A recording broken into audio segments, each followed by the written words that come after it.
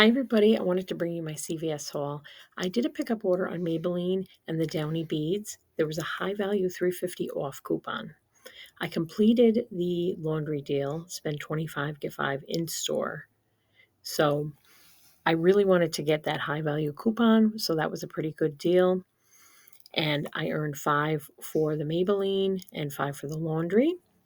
Let me know if you've done any of these deals, either pickup order or in store. I want to really stock up on P&G laundry products before the prices go much higher because they said they're going to be going higher, and I'm sure that's the case. So I'm trying to get the deals where I can find them, whether it's at Walgreens, Dollar General, or CVS.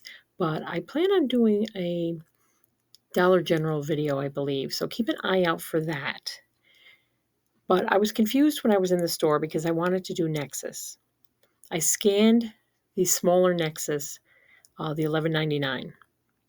It wasn't showing in my app that it was taking off the coupon.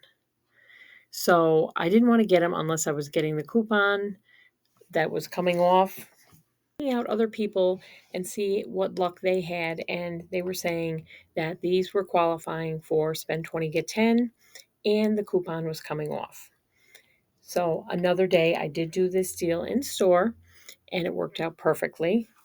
But the day I was there, I didn't want to chance it and have to return or cancel. Sometimes on Sundays, what I'll do if I'm not sure or if I hear there's trouble, like with rewards at a store not printing or things not working right, coupons not coming off, I will wait and go on like Monday or something like that. So, yeah, that's pretty much it. Let me know what you think. Let me know what deals you've done. But if you like P&G laundry products, I would be stocking up on them sooner than later, in my opinion. But leave me a comment down below.